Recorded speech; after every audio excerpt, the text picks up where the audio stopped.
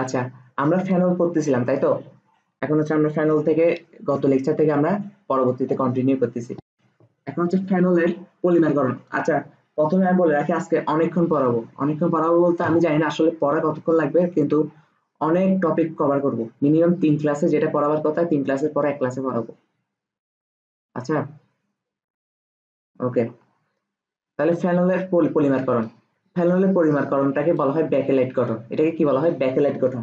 হ্যাঁ, ব্যাকলাইট গঠনটা এমন হয় না। পলিমার মানে কি অনেকগুলো মনোমার দিয়ে গঠিত হয় না?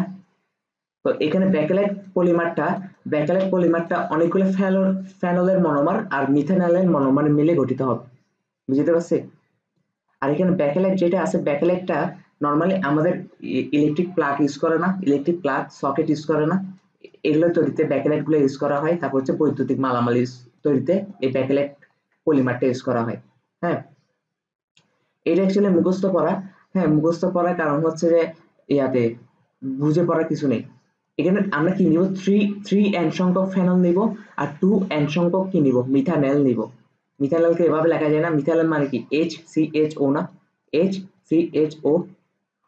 তাহলে মিথানল। এখন 3 এন কেন নিছি 2 এন কেন নিছি এটা আমাদের জানার দরকার নেই। হ্যাঁ, তবে পলিমার মানে কি অনেকগুলো মনোমার মিলে হয় না? তো অনেকগুলো মনোমারকে আমরা এন সংখ্যক ধরে নিছি আর কি, এন সংখ্যক মনোমার মিলে পলিমার হয়েছে। কিন্তু ফেনল নিছি অ্যাকচুয়ালি 3 মোল আর মিথানল নিছি 2 মোল, সাথে এন এন লাগাই দিব আর কি। হ্যাঁ, কিন্তু বিক্রিয়া হওয়ার সময় আমরা শুধু 3 মোল আর 2 মোল হিসাব করব। লাস্টে এখানে এন লাগাই দিলে তো হয়ে যাচ্ছে না? আচ্ছা, তাহলে এটার গঠনটা কি হবে? ব্যাকলাইটের গঠনটা কি হবে? এখানে 3 মোল ফেনল আছে না? 3 মোল ফেনল আছে না?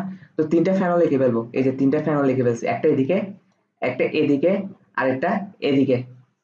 হ্যাঁ, 3 মোল ফেনল তৈরি করে ফেলছি। এখন 3 মোল ফেনল লিখে ফেলার পর আমরা এই দুই পাশে একটা একটা হাত ফাঁকা করে দিব। এই দুই পাশে সবগুলো ফেনলের এই দুই পাশে একটা একটা হাত ফাঁকা করব। দেখছো? এটা ফাঁকা করব না, এটা যেমন আছে এমন থাকবে। হ্যাঁ, এটা ফাঁকা করব এখানে, এই যে মাথায় এইখানে ফাঁকা করব আর এটা এখানে ফাঁকা করব। বুঝতে পারছি? এখানে মাঝখানে CH2 অ্যাড করে দেবো, এখানে মাঝখানে CH2 অ্যাড করে দেবো। CH2 কোত্থেকে আসছে দেখতো? CH2, এই যে CH2। এখানে অক্সিজেন কোথায় গেছে আমি বলতেছি। CH2 এখানে কয়টা আছে? দুইটা না? 2 মোল না? এই যে দুইটা যুক্ত করে দিছি। হ্যাঁ, বাকি সব সেম। এখন কথা হচ্ছে ফেনল 3টে ইউজ হয়ে গেছে, CH2 ও 2টা ইউজ হয়ে গেছে, তাহলে অক্সিজেন 2টা কোথায় গেছে? হ্যাঁ, অক্সিজেন 2টা কোথায় গেছে এটা আমাদের জানার দরকার। এটা পানি আকারে চলে গেছে। হ্যাঁ, এটা পানি আকারে চলে গেছে। আর এখানে আমরা এন এন যুক্ত এন লিখে দিব। এন মানে কি অনেকগুলা মনোমার মিলে এরকম পলিমার গঠন করে ব্যাকেলাইট গঠন হয়েছে। বুঝতে পারছি? তার শুধু এখানে আমাদের খেয়াল রাখতে হবে 3টা ফেনল এদিকে একটা রাখবো, এবার প্রথমটা এদিকে, দ্বিতীয়টা এদিকে, তৃতীয়টা এদিকে রাখবো। এখানে দুই পাশ হাত ফাঁকা করবো, এখানেও দুই পাশ হাত ফাঁকা করবো, আর নিচেরটা হচ্ছে মাথা ফাঁকা করবো, আর আগেরটার হচ্ছে ল্যাজ ফাঁকা করবো আবার। হ্যাঁ, এখানে CH2 মাঝখানে অ্যাড করে দিবি। এটা মুখস্থ করতে হবে।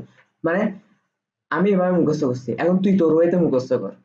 জাস্ট এই যোগটা তুই লিখতে পারলে হচ্ছে, তুই কিভাবে মুখস্থ করে লিখবি এটা তোর ব্যাপার। হুম। আচ্ছা, এখন হচ্ছে ফেনল শনাক্তকরণ। তার মানে আমরা ফেনল প্রস্তুতি দেখে ফেলছি, ফেনল কি কি বিক্রিয়াতে এগুলো দেখে ফেলছি। এখন আমরা কি করবো? ফেনলকে কিভাবে শনাক্ত করতে পারি। এবার ওই যে তোকে দিলাম না, না শনাক্তকরণ থেকে ঘুরে আসবে না, শনাক্তকরণ থেকে ডাইরেক্ট বলে দিবে যে ফেনলকে কিভাবে শনাক্ত করতে পারি। বা উপর উদ্দীপক লিখে দিবে, উদ্দীপকের উৎপাদটা কি আসছে তুই জানোস না, এটা লেখা থাকবে না। হ্যাঁ, এখন তুই যখন বিক্রিয়া করে দেখবি যে উদ্দীপকের উৎপাদটা আসছে ফেনল। হ্যাঁ, তো তোকে ঘ নাম্বারের প্রশ্ন করবে যে উদ্দীপকের উৎপাদটি কিভাবে শনাক্ত করতে পারে। এখন উৎপাদটিও বলে দিবে না, উৎপাদটি তোকে বিক্রিয়া করে সলভ করে বের করতে হবে এটা ফেনল আসছে। তারপর তোকে তারপর তোর বুঝতে পারছে ফেনল আসছে, তাহলে ফেনলের শনাক্তকরণ বিক্রিয়া তো আমি পড়ছি। হ্যাঁ, ওইভাবে। তাহলে ফেরিক ক্লোরাইড পরীক্ষা আর শনাক্তকরণ থেকে আরেকটা প্রশ্ন আসছে, সেটা হচ্ছে পার্থক্যকরণ। যেমন অ্যালকিন অ্যালকেনে কিভাবে পার্থক্য করতে পারি শনাক্ত করতে। হ্যাঁ, ব্রোমিন দ্রবণ কিভাবে কাজ করে।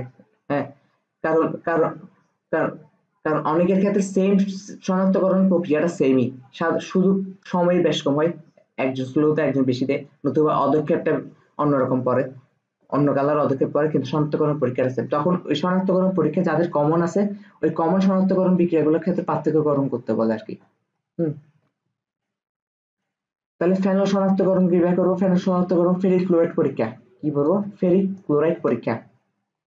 তাহলে এটা একটা ফেনল নিলাম, এটা 6 মোল ফেনল দিব, 6 মোল ফেনল নিয়ে এখানে 2 মোল ফেরিক ক্লোরাইড নিব। হ্যাঁ, ফেরিক ক্লোরাইড নেওয়ার পর এখানে 6 মোল ফেনল যেহেতু নিছি, এখানে এইচটাও 6 মোল হয়ে গেছে না? এইচটাও 6 মোল না? আর এখানে 2 মোল ফেরিক ক্লোরাইড যখন নিছি, ক্লোরিন কয়টা আছে? 6টা আছে না? Cl3 আর এখানে 2, তাহলে 6টা আছে। তাহলে 6টা ক্লোরিন আর 6টা এইচ মিলে HCl গঠন করে ফেলবে, 6 মোল HCl গঠন করে ফেলবে। 6 মোল HCl গঠন করে ফেলার পর এখানে শুধু 2 মোল আয়রন থাকে, তাই না? Fe থাকে, 2 মোল Fe থাকে, বাকি থাকে, আর এখান থেকে শুধু ওটা বাকি থাকে, কারণ H তো চলে গেছে, H চলে গেছে না? তাহলে এখন গঠনটাকে এভাবে লিখতে পারি না, H চলে গেছে, ব্র্যাকেট থেকে এখানে 6 মোল, 6। হ্যাঁ, আর Fe2 বাকি ছিল, Fe2টা এভাবে এখানে এসে যুক্ত হয়ে যায়। বুঝতে পারছি? তো এই যে গঠনটা তৈরি হয়েছে, এই গঠনটাকে বলা হয় ডাইফেরিক হেক্সাফিনেট। এই যে এই গঠনটাকে কি বলা হয়? শুধু এই গঠনটা নয়, এটা কি সহ Fe2টা সহ, কারণ Fe2টা কিন্তু এখন ওর সাথে লাগানো অবস্থায় আছে। হ্যাঁ, তো এটাকে বলা হয় ডাইফেরিক হেক্সাফিনেট। আর এই ডাইফেরিক হেক্সাফিনেট যেটা তৈরি হয় এটা বেগুনি বর্ণতে, আর বেগুনি বর্ণ দিলে আমরা বুঝবো কি এটা ফেনল। তার মানে আমরা কি করবো, একটা পাত্রে ধর ফেনল আছে, এখানে ফেরিক ক্লোরাইড মিশিয়ে দিব, ফেরিক ক্লোরাইড মিশিয়ে ফেলার পর এখানে কিছু অদক্ষেপ দেখা যাবে, এই যে অদক্ষেপ এগুলো বেগুনি বর্ণের হবে। তাহলে এই বেগুনি বর্ণ পড়লে বুঝবো যে পাত্রের মধ্যে নিশ্চয়ই কি ছিল, ফেনল ছিল। তারপর হচ্ছে আবার ব্রোমিন দ্রবণ পরীক্ষা। হ্যাঁ, তাহলে এটা কি ফেনল না? আর এটা কত গ্লাস দেখাইছি সেম পড়া, 3Br2।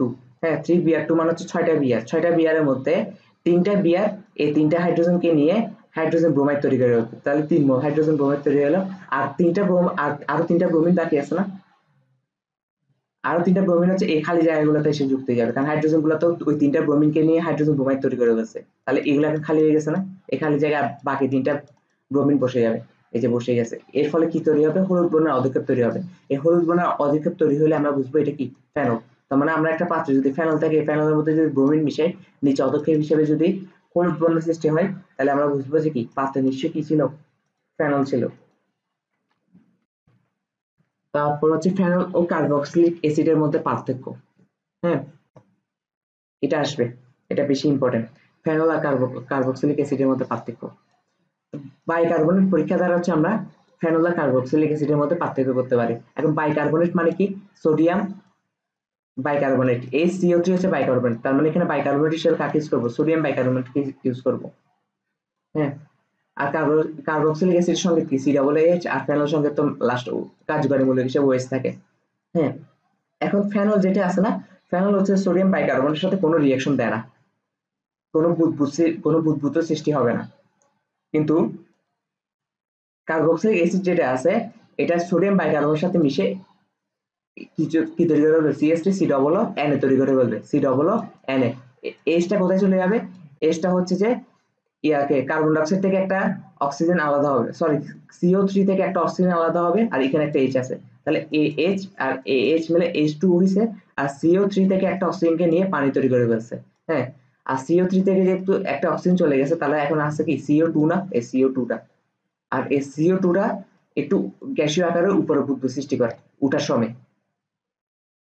যখন গ্যাস আকারে উঠতেছে তখন একটা বুদবুদ সৃষ্টি হবে না পানির মধ্যে? এই পানিও আছে এখানে, আবার কার্বন ডাইঅক্সাইড উঠতেছে, তো এখানে একটা বুদবুদ সৃষ্টি হয়, তার মানে রিঅ্যাকশন হতে আবার বুদবুদ সৃষ্টি হয়। তখন আমরা কি বুঝবো? তখন আমরা বুঝবো যে মানে ফেনল আর কার্বক্সিলিক অ্যাসিডের মধ্যে পার্থক্য করতে পারবো। এগুলো 1-2 লাইনের পরীক্ষা বিক্রিয়া, এগুলো মুখস্থ করে ফেললে হয়। হ্যাঁ, এবার হচ্ছে কি ফেনল শেষ, এবার কি করবো? কেন এগুলো পারবি না? এগুলো কালার প্রিন্ট দিতে হবে। না না, সাদা আছে, সাদা আছে, এটা শুধু কয়েকটা স্লাইড হচ্ছে কালো হয়েছে। হ্যাঁ, কয়েকটা স্লাইড হয় নিজের নোট করে ফেলবি, না নয়তো কালার প্রিন্ট দিতে পারো তোর ইচ্ছা। হুম, ইথার, তাহলে ইথারের শ্রেণী বিভাগ। আগে ইথার কয় প্রকার এটা তো বুঝতে হবে, তাই না? আচ্ছা, ইথারের সাধারণ সংকেত কি? ROR, এখানে আর কি? অ্যালকাইল। হ্যাঁ, এখন অ্যালকাইল দুইটা সেমও হইতে পারে আবার ভিন্ন হইতে পারে, এটা ওর ব্যাপার। যেমন এটা এটা সেম সেম অ্যালকাইল মূলক একটা ইথার, আর এখানে হচ্ছে সেম দুইটা ভিন্ন অ্যালকাইল মূলক একটা ইথার, মাঝখানে ও এখানে ইথাইল আর এখানে মিথাইল, আর উপরটাতে দুইটাতে মিথাইল। হ্যাঁ, ধরো আমার তাহলে ইথার শ্রেণী বিভাগ, একটা হচ্ছে এলিফ্যাটিক ইথার আর একটা হচ্ছে অ্যারোমেটিক ইথার। নাম শুনে বুঝছো, এলিফ্যাটিক ইথার হচ্ছে মুক্ত শিকল, অ্যারোমেটিক ইথার হচ্ছে বদ্ধ শিকল।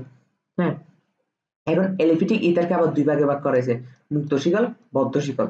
হ্যাঁ, আচ্ছা, মুক্ত শিকল, মুক্ত শিকলকে আবার দুই ভাগে ভাগ করা হয়েছে, সরল ইথার, মিশ্র ইথার। সরল ইথার মানে কি, ও এর দুই পাশে দুইটা সেম সেম অ্যালকাইল থাকবে, আর মিশ্র ইথার মানে কি, ও এর দুই পাশে দুইটা ভিন্ন অ্যালকাইল থাকবে। আর বদ্ধ শিকল মানে কি, এই যে বদ্ধ শিকল। হ্যাঁ, এটা ইথার কেমন হচ্ছে, ওই দুই এই পাশে একটা অ্যালকাইল, এই পাশে একটা অনেকটা অ্যালকাইলের মতন। হ্যাঁ, তো দুইটা যুক্ত, মানে চাকরিক আকার, সেজন্য এটাকে বদ্ধ শিকল বলতেছে, কিন্তু কিন্তু এলিফ্যাটিক ইথার। অ্যারোমেটিক ইথার হচ্ছে যে সরল ইথার হতে পারে আর মিশ্র ইথার হতে পারে। এলিফ্যাটিক ইথার কি, এটা আমি গত লেকচারে একটা উদাহরণ দিয়েছিলাম। হ্যাঁ, ও এর এক পাশে অ্যারাল থাকবে, সরি আমি গত ক্লাসে এটার উদাহরণ দিয়েছিলাম, ও এর এক পাশে একটা অ্যারাল থাকবে আর একটা আর থাকবে, অ্যালকাইল থাকবে, মনে আছে? এখন এখন তো অ্যারাল মানে বুঝোস নাকি? তাহলে এটা হচ্ছে মিশ্র ইথার। আর সরল ইথার হচ্ছে যে ওই দুই পাশে দুইটা অ্যারাল মূলক থাকবে, এটা হচ্ছে সরল ইথার অ্যারোমেটিকের মধ্যে। তাহলে বিশেষ, হ্যাঁ, কেন এইভাবে থাকতে পারে না? শুয়ানো, শুয়ানো বেঞ্জিন, এই যে হয়ে গেছে তো। আচ্ছা, তাহলে এখন হচ্ছে বিশেষ বৈশিষ্ট্য। ইথারের কিছু বিশেষ বৈশিষ্ট্য আছে, এখান থেকে এমসিকিউ আসে। হ্যাঁ, ইথার সমূহ নিরপেক্ষ অর্থাৎ অপোলার। অপোলার কেন, আমরা পোলার বলতে কি বুঝাই? হ্যাঁ, ধর একটা, ধর হ্যাঁ এখানে একটা বস্তু আছে, এই বস্তুর ভিতর এইদিকে পজিটিভ চার্জ কি, পজিটিভ চার্জ একটা, নেগেটিভ চার্জ দুইটা, তাহলে ফুল বস্তুটা একটা নেগেটিভ চার্জ বিশিষ্ট একটা বস্তু না, কারণ নেগেটিভ দুইটা পজিটিভ একটা, আবার এখানে পজিটিভ দুইটা এখানে নেগেটিভ একটা, তার মানে এটা পজিটিভ চার্জ যুক্ত একটা কি বস্তু। এই এই টাইপের বস্তুগুলোকে বলা হয় পোলার। হ্যাঁ, কারণ এক প্রান্তে পজিটিভ সৃষ্টি হয় আর এক প্রান্তে নেগেটিভ এরকম সৃষ্টি হয়। হ্যাঁ, কিন্তু নিরপেক্ষ মানে কি, পজিটিভ দুইটা নেগেটিভ দুইটা, তার মানে ওর কোনো বিদ্যুৎ পরিবহন করে না, ও বিদ্যুৎ নিরপেক্ষ। ইথার হচ্ছে বিদ্যুৎ নিরপেক্ষ। দুইটা দিয়ে বলতে, যে এটা এক্সাম্পল হিসেবে বুঝাইছে আর কি, যে নিরপেক্ষ কখনো হয় পজিটিভ, কখনো নেগেটিভ, কখনো, এই জাস্ট একটা এক্সাম্পল দিছে আর কি। তাহলে ইথার হচ্ছে নিরপেক্ষ অর্থাৎ অপোলার, মানে কোনো বিদ্যুৎ পরিবহন করে না। হ্যাঁ, প্রান্তে এক প্রান্তে নেগেটিভ এক প্রান্তে পজিটিভ, এই কাহিনীগুলো ইথারে ঘটবে না। আর একটা পর আমরা পড়ে আসছি, পোলার যৌগগুলো পোলার দ্রাবকে দ্রবণীয় হয়। হ্যাঁ, আর অপোলার যৌগগুলো অপোলার দ্রাবকে দ্রবণীয় হয়। এই পড়াটা কখন পড়ে আসছি, SN1 SN2 যখন পড়ছিলাম তখন পড়াইছিলাম না? তাহলে পোলার যৌগগুলা পারে, পোলার দ্রাবকে দ্রবীভূত হয়, আর অপোলার যৌগগুলো অপোলার দ্রাবকে দ্রবীভূত হয়। এখন পোলার দ্রাবকে একটা উদাহরণ কি, পানি।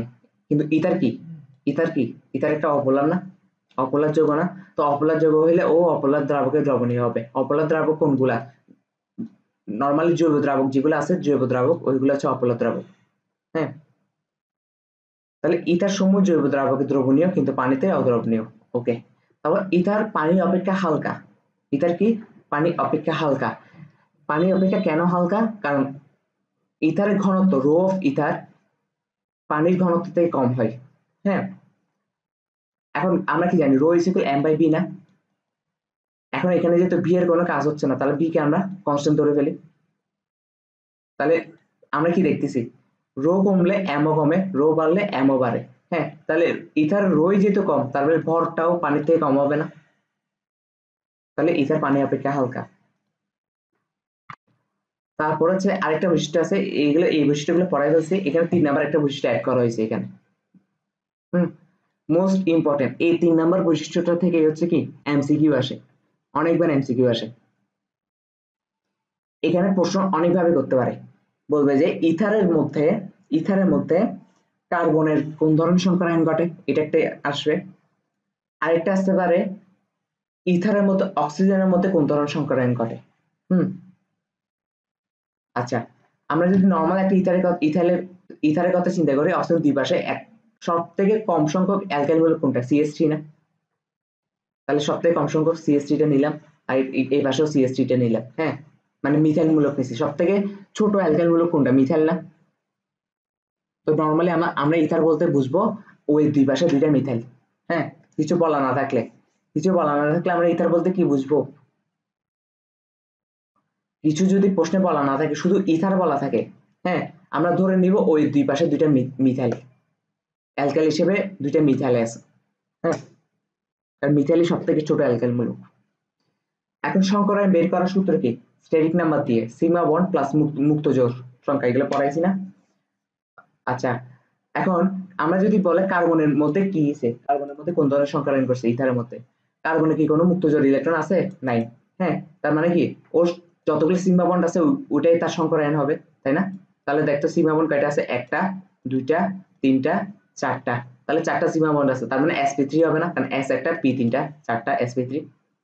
আর অক্সিজেন এই পাশে কার্বনটা সেম, এটা জাস্ট এদিকে এদিকে, এটা তো বলার কিছু নেই। হ্যাঁ, অক্সিজেনের কথা যদি বলি, অক্সিজেন দুইটা মুক্তজোড়ী ইলেকট্রন আছে, দুইটা না?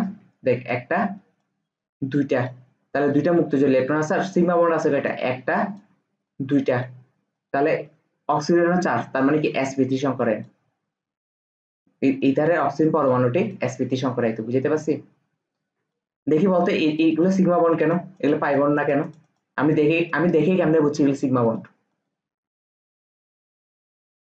হ্যাঁ, সিঙ্গেল বন্ড থাকা মানে কি? ডবল বন্ড ডবল বন্ড থাকলেও এখানে আমরা জানি যে একটা সিগমা বন্ড একটা পাই বন্ড, কারণ প্রথমে যুক্ত অবশ্যই সিগমা বন্ড দিয়ে হবে। সেটা একটা হোক আর দুইটা হোক, প্রথমে যুক্ত অবশ্যই সিগমা বন্ড দিয়ে হবে। তার মানে একটাই বন্ড আছে, তার মানে অবশ্যই সিগমা বন্ড দিয়ে যুক্ত হয়েছে। হুম, এখন হচ্ছে অ্যালকোহল হতে ইথার প্রস্তুতি। অ্যালকোহল হতে কি প্রস্তুতি? ইথার প্রস্তুতি। মোস্ট ইম্পর্টেন্ট 3 স্টার, দেখছস? 3 স্টার ইথারের প্রস্তুতি। তাহলে এটা কি একটা অ্যালকোহল, CH3CH2OH। হ্যাঁ, এই বিক্রিয়া আমি অলরেডি তোকে হাজারবার দেখাই আসছি। হ্যাঁ, হাজারবার দেখাই আসছি, 6 বার 7 বার, মনে আছে? তাও তাও একবার একবার পড়া যায়, তাহলে বারবার রিভাইজ দিলে ক্লাসে পড়া ক্লাসে শেষ। সালফিউরিক অ্যাসিডকে এভাবে লিখতে পারি না, HSO4H। তা প্রথমে আমরা 100°C তাপমাত্রা দিব। 100°C তাপমাত্রা দেওয়ার পর এই এইচটা আর এই ওইচটা মিলে কি তৈরি করবে? পানি তৈরি করে ফেলবে, আর এসটা এর সাথে যুক্ত হয়ে যাবে। হ্যাঁ, এরপর এখান থেকে আমরা দুই দিকে যেতে পারি। ইথার তৈরি প্রক্রিয়া একটা, আবার অতিরিক্ত অ্যালকোহল যুক্ত করলে হচ্ছে ইথার তৈরি হয়। আবার অতিরিক্ত সালফিউরিক অ্যাসিড যুক্ত করলে কিটোন মনে হয়, অতিরিক্ত সালফিউরিক অ্যাসিড যুক্ত করলে কিটোন তৈরি হয়। আর অ্যালকোহল যুক্ত করলে ইথার। আমাদের কি করতে বলছে? ইথার প্রস্তুত করতে বলছে না অ্যালকোহল থেকে, তার মানে আমরা অতিরিক্ত অ্যালকোহল তৈরি করবো। তারপরে এখানে যে উৎপাদটা তৈরি হয়েছে, এই উৎপাদটার সাথে আবার আমরা এই অ্যালকোহলটা যুক্ত করব। হ্যাঁ, এই অ্যালকোহলটা যুক্ত করলে এই অ্যালকোহলটাকে জাস্ট একটু উল্টা আকারে লিখছি আর কি, এদিক থেকে লিখছি। হ্যাঁ, এদিক থেকে না লিখে এদিক থেকে লিখছি, তো এদিক থেকে লিখে বোঝার সুবিধার্থের জন্য। তো এখানে কি হবে? এই সালফিউরিক অ্যাসিডটা আছে না, সরি SO4H টা আছে না, এই SO4H টা কি করবে? এখান থেকে একটা H কে নিয়ে কি তৈরি করে ফেলবে? সালফিউরিক অ্যাসিড তৈরি করে ফেলবে। এখন এখানে একটা O আছে না, ওর তো একটা হাত ফাঁকা হয়ে গেছে, এই ওটা আবার এটাকে ধরে ফেলবে। এটাকে ধরে ফেললে ইথার হয়ে গেছে না? মাঝখানে ও, এই পাশে একটা অ্যালকাইল, এই পাশে একটা অ্যালকাইল, বুঝতে পারছি? আচ্ছা, এবার হচ্ছে তোর কি কোন ইয়ে আছে, তারা আছে? আচ্ছা, আজকে কিন্তু অনেক পড়া, 3 ক্লাসের পড়া একসাথে। হ্যাঁ, কালকেও সেম সেম কাজ করব। উইলিয়ামসন ইথার সংশ্লেষণ, এটাকে উইলিয়ামসন ইথারীকরণও বলা হয়। কি বলা হয়? উইলিয়ামসন ইথারীকরণও বলা হয়। এখানে আমরা প্রভাবক হিসেবে শুষ্ক ড্রাই ইথার ইউজ করবো। হ্যাঁ, আর এখানে কি আরও Na, আর আরএক্স মানে কি অ্যালকাইল হাইড্রাইড ইউজ করবো। এখান থেকে সোডিয়ামটা এক্স কে নিয়ে সোডিয়াম এক্স তৈরি করে ফেলবে। আর এখানে আরটা যেটা বাকি থাকবে, এখানে আরও বাকি আছে না, অক্সিজেন একটা হাত ফাঁকা হয়ে গেছে না, আর হয়ে গেছে, দেখছো ইথার হয়ে গেছে না? আবার এই আরটা যখন এখানে যুক্ত হয়ে যাবে, আর হয়ে যাবে। হ্যাঁ, একটু বুঝছিস কিনা বলতো আমাকে একটু। ওকে, তাহলে এরকম একটা এক্সাম্পল দিছি আর কি, এটা তো বেসিক, এরকম একটা এক্সাম্পল এখানে দেওয়া আছে। হ্যাঁ, তাহলে পারবি না, তাকে দেখাই দিতে হবে? এখানে সবই পারবি এখন ইথারে। হ্যাঁ, এখন জাস্ট এবার 2-3 বার পড়লে ফুল মুখস্থ হয়ে যাবে এগুলা। তারপর অবশ্যই প্র্যাকটিস করতে হবে, সিকিউ প্র্যাকটিস করতে হবে, মানে টেস্ট পেপার মিনিমাম 16-17 পর্যন্ত যদি প্র্যাকটিস করে ফেলো, আমার মনে হয় না যে বিজয় করতে আর কেউ আটকাইতে পারবে। ইথারের গুরুত্বপূর্ণ বিক্রিয়া, ইথারের দহন বিক্রিয়া। দহন বিক্রিয়া মানে কি, অক্সিজেনের উপস্থিতিতে পূরণ পুরানো আর কি। তো পুরাইলে মানে কি অক্সিজেন যুক্ত হয় আর কি। তো একটা ইথার নিলাম, একটা ইথার নিলাম, একটা অক্সিজেন নিলাম, ইউভি রশ্মির মাধ্যমে, ইউভি রশ্মি এখানে কি প্রভাবক হিসেবে কাজ করে, প্রভাবক হিসেবে। তাহলে এখানে আমরা ইথার যেটা নিব এটা 2 মোল নিতে হবে। এটা কয় মোল নিতে হবে? 2 মোল নিতে হবে। 2 মোল নিলে কি হবে, এই অক্সিজেনটা কোথায় যুক্ত হবে? আচ্ছা, আমি আমি তো আগে এটা পড়া দিতে হবে। ইথারের দহনে পার অক্সাইড উৎপন্ন হয়। ইথারের দহনে কি উৎপন্ন হয়? পার অক্সাইড উৎপন্ন হয়। এখন পার অক্সাইড মানে কি? পার অক্সাইড মানে হচ্ছে এটা, পার অক্সাইডের গঠন হচ্ছে এটা। হুম, যৌগের পার অক্সাইডের গঠন হচ্ছে এটা। তাহলে এটা যখন উৎপন্ন হয় আমরা মুখস্থ এখন বসাই দিতে পারবো না? মুখস্থ আমরা আর ডবল আর বসাই দিব আর কি, আর কিছু না। এটা এটা একটা আর, এটা আরেকটা আর, ওই দুই পাশে কিন্তু দুইটা সেম আরই আছে। হ্যাঁ, তাহলে আমরা জানি যে দহন করলে আর ডবল আর বসে হয়ে যায়। হ্যাঁ, তো আমরা কি করব, প্রথমে একটা আর লিখে ফেলবো, CH2 ইথার লিখবো। এই যে CH2 ইথার লিখলাম। এখন আমরা কি জানি এরপর দুইটা ও আসে না, দুইটা ও আসে না, দুইটা ও দিয়ে দিলাম। তারপর আমরা কি জানি আবার আর আর আসে, এই যে CH2 আবার CH2 বসাই দিলাম। মুখস্থ। শুধু এখানে একটা জিনিস বুঝতে হবে, এখানে 2 মোল ইউজ করতে হয় আর এখানে 2 মোল উৎপন্ন হয়। বুঝতে পারছি? এখন আমি বলি হাইড্রোকার্বন, সব দুনিয়ার সব জৈব যৌগ কি একটা হাইড্রোকার্বন না? তো দুনিয়ার সব জৈব যৌগকে মানে হাইড্রোকার্বনের দহন করলে কার্বন ডাই অক্সাইড আর পানি উৎপন্ন হয়। হ্যাঁ, একমাত্র ইথার আছে যে জৈব যৌগ হওয়া সত্ত্বেও কি উৎপন্ন হয়, পার অক্সাইড উৎপন্ন। এটা খেয়াল রাখতে হবে। ইথার কেন হাইড্রো বড় একদম পিওর হাইড্রোকার্বন না, কারণ ওর মাঝখানে একটা অক্সিজেন আছে, তাই একদম মাঝখানে, যে অক্সিজেনের সাথে আবার কোনো হাইড্রোজেন যুক্ত নেই। বুঝতে পারছি? হ্যাঁ, প্রপার হাইড্রোকার্বন না, কিন্তু জৈব যৌগ। হ্যাঁ, তাহলে ইথার দহন বিক্রিয়ায় পার অক্সাইড উৎপন্ন করে, আর হাইড্রোকার্বন হচ্ছে দহন বিক্রিয়া হচ্ছে যে কার্বন ডাই অক্সাইডে পানি উৎপন্ন। এগুলো হচ্ছে এমসিকিউতে ট্রিকি প্রশ্ন আসলে, এমসিকিউতে তো ডাইরেক্ট প্রশ্ন করবে না যে ইথার দহনে কি উৎপন্ন করে। এই এমসিকিউতে তোমাকে দিয়ে দিবে যে ইথার একটা সংকেত দিয়ে দিবে, এটার সাথে দহন বিক্রিয়া হয়েছে, কি উৎপন্ন হয়েছে এটা তোর বাইর করা লাগবে। তুই তো মুখস্থ জানিস পার অক্সাইড উৎপন্ন হয়েছে, কারণ ইথার না। মোট কথা এটা যে ইথার এটা তোকে চিহ্নিত করতে হবে। হুম, এখন হচ্ছে মোস্ট ইম্পর্টেন্ট বিক্রিয়া PCl5 সহ বিক্রিয়া। PCl5 সহ বিক্রিয়াটা অ্যালকোহল আর ইথারের পার্থক্য করানো লাগে। কোথায় লাগে? অ্যালকোহল, এইটার সৃজনশীলে প্রায় চলে আসে অ্যালকোহল আর ইথারের পার্থক্য করণ। হুম, আর এটা হচ্ছে সব থেকে সহজ বিক্রিয়া। আমি কি বলছিলাম, দুনিয়ার যত জায়গায় অক্সিজেন থাকবে আর PCl5 থাকবে, হ্যাঁ, প্রকল 3 উৎপন্ন হবে বলছি না? প্রকল 3 উৎপন্ন, এখানেও প্রকল 3 উৎপন্ন হবে। আগের বার অ্যালকোহল দিয়ে দেখাইছিলাম, অ্যালকোহলে ও ছিল না, অক্সিজেন ছিল না। এই অ্যালকোহলের জন্য ওখানে প্রকল 3 উৎপন্ন হয়েছিল, এখানে প্রকল 3 উৎপন্ন হবে। হ্যাঁ, প্রকল 3 উৎপন্ন হলে একটা পি গেছে গা, একটা অক্সিজেন গেছে গা, ক্লোরিন 3টা গেছে গা। ক্লোরিন আর কয়টা বাকি আছে? 2টা বাকি আছে না? তো 2টা ক্লোরিন। আর এখানে CH3 কয়টা বাকি আছে? একটা আর 2টা, একটা 2টা না? তাহলে এটাকে এভাবে লেখা যায় কিনা দেখতো, 2CH3Cl হয়েছে, শেষ। এটাই বিক্রিয়া। হ্যাঁ, তাহলে PCl5 প্রক্রিয়া হচ্ছে যে, পরীক্ষাটা হচ্ছে যে অ্যালকোহল আর ইথারের মধ্যে পার্থক্যকরণ বিক্রিয়া। কিভাবে পার্থক্য করব? অ্যালকোহলের সাথে যখন আমরা বিক্রিয়া দিব তখন প্রকল 3 আর একটা হাইড্রোক্লোরিক অ্যাসিড উৎপন্ন হয়। কেন এই হাইড্রোক্লোরিক অ্যাসিড উৎপন্ন হয়? কারণ এখানে ওর সাথে একটা H যুক্ত থাকে, তাই না? এখন প্রকল 3 যুক্ত হওয়ার কারণে ক্লোরিন 3টা গেছে, ক্লোরিন আরো 2টা বাকি আছে না? একটা ক্লোরিন এই হাইড্রোজনকে নিয়ে HCl তৈরি করে ফেলে, আর আরেকটা ক্লোরিন এই বাকি অংশে যুক্ত হয়ে যায়। এখানে যে HCl টা উৎপন্ন হয়, এটা যে ধোঁয়া আকারে গ্যাসে আকারে উপরে উঠে তখন বুদবুদ সৃষ্টি হয়। হ্যাঁ, যেটা ইথারের ক্ষেত্রে কোনো HCl উৎপন্ন হয় না, আর ফলে বুদবুদ সৃষ্টি হয় না। আর সেই জন্য হচ্ছে আমরা অ্যালকোহল আর ইথারের মধ্যে কি করতে পারি, পার্থক্য করতে পারি। তো সৃজনশীলে তো একটু ট্রিকি প্রশ্ন আসে, এখানে 2টা পাত্র দিয়ে দিবে। এখানে বলবে না যে এখানে অ্যালকোহল আছে বা ইথার আছে, তোকে বের করতে বলবে। এখানে দেখাই দিবে যে PCl5 উৎপন্ন দিছে আর এদিকে PCl5 দিছে, এদিকে বুদবুদ সৃষ্টি হচ্ছে এটা দেখাই দিবে। তো বুদবুদ কোথায় সৃষ্টি হয়? অ্যালকোহলের সৃষ্টি হয়, তার মানে আমরা বুঝবো এই পাত্রে নিশ্চয়ই অ্যালকোহল আছে HCl হিসেবে। আর এখানে বুদবুদ সৃষ্টি হচ্ছে না, কারণ HCl এর সৃষ্টি হচ্ছে না, কারণ তার মানে কি এই পাত্রে ইথার আসছে। হ্যাঁ, তারা আমরা এবার পার্থক্য করতে পারবো না। তারপর হচ্ছে হাইড্রোজেন হ্যালাইড সহ বিক্রিয়া। এখন কি বিক্রিয়া? হাইড্রোজেন হ্যালাইড সহ বিক্রিয়া। হাইড্রোজেন হ্যাট বলতে এসিএল কে বোঝাচ্ছে আর কি।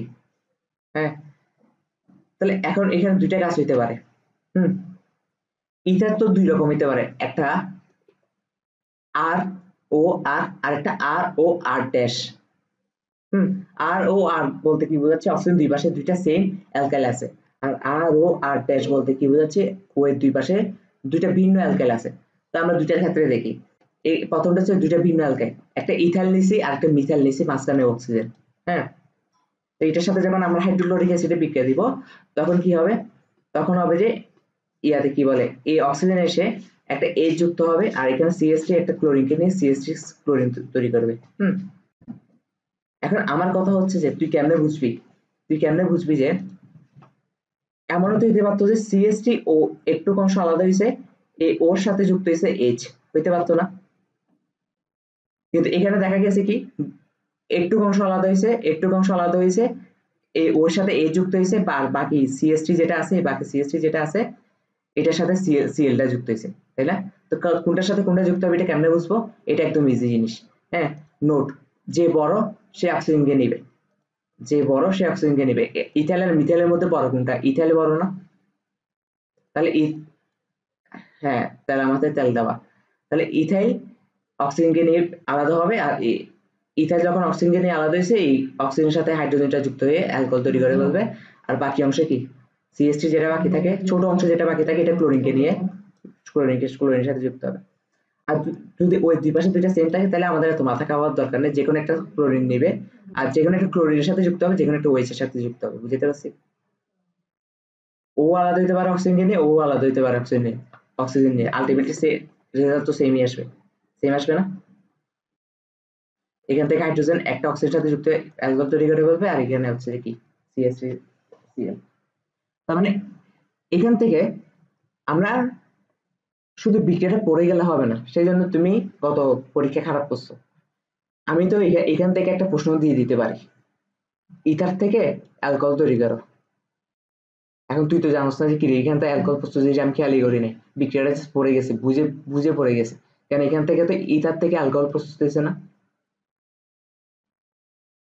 ইভেন একটা জিনিস খেয়াল কর, এখানে 3 কার্বন বিশিষ্ট ইথার না, 3 কার্বন বিশিষ্ট ইথার না, কিন্তু তৈরি হয়েছে 2 কার্বন বিশিষ্ট অ্যালকোহল।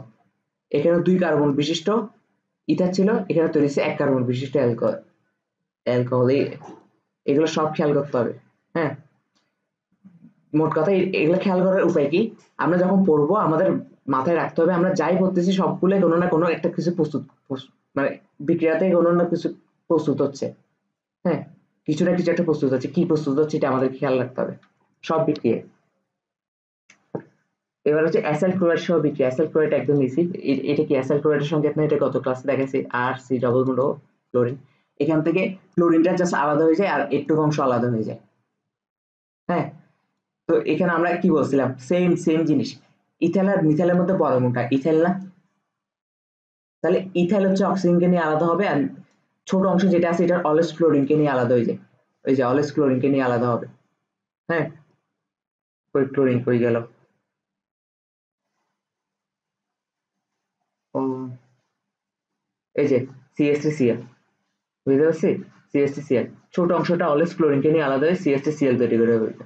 হুম, তাইলে এখানে অক্সিজেন যেটা আছে, অক্সিজেনের হাত একটা ফাঁকা হয়েছে না, ওই ফাঁকাতে এই বড় অংশটা বসবে। হ্যাঁ, এই যে এই ফাঁকাতে, এই অক্সিজেন ফাঁকাতে এই বড় অংশটা বসছে। এখন এই গঠনটাকে কি বলা হয়? এই গঠনটাকে স্টার বলা হয় না? স্টার। কারণ স্টারের সঙ্গে কি, আর সি ডবল ও আর, এখানে আর সি ডবল ও আর। ওকে, এই যে আর সি ডবল ও আর, তাহলে স্টার পাইছি না? তার মানে কি, আমরা ইথার থেকে স্টার গঠন শিখলাম না অ্যাসাইল ক্লোরাইড সহ বিক্রিয়ার মাধ্যমে? এগুলো খেয়াল রাখতে হবে। তো সেম ভাবে আরেকটা বিক্রিয়া এখানে দেখাইছি, ওই আগেরটার মতনই। হ্যাঁ হ্যাঁ,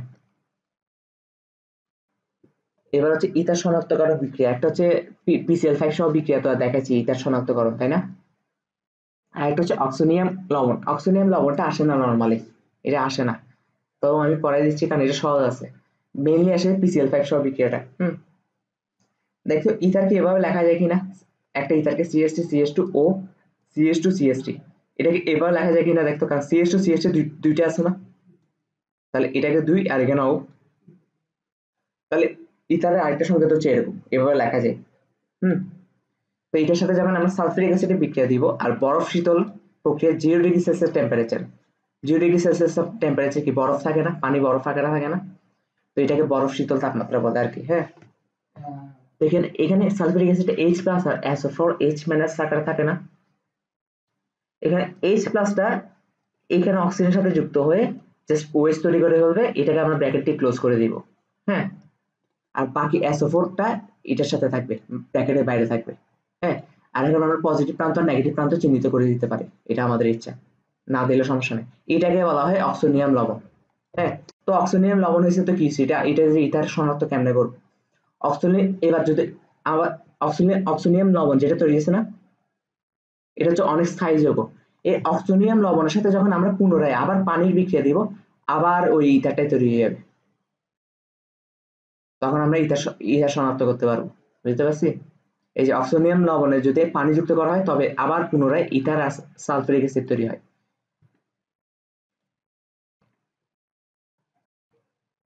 ওকে, তাহলে ইথার শেষ, এবার হচ্ছে অ্যালডিহাইড। আজকে হ্যাঁ অ্যামিন পর্যন্ত। আমি বলি অ্যালডিহাইড আছে, তো অ্যালডিহাইডের পর পড়াবো কিটোন। তবে সব থেকে মজার ব্যাপার একটু পরে বলতেছি।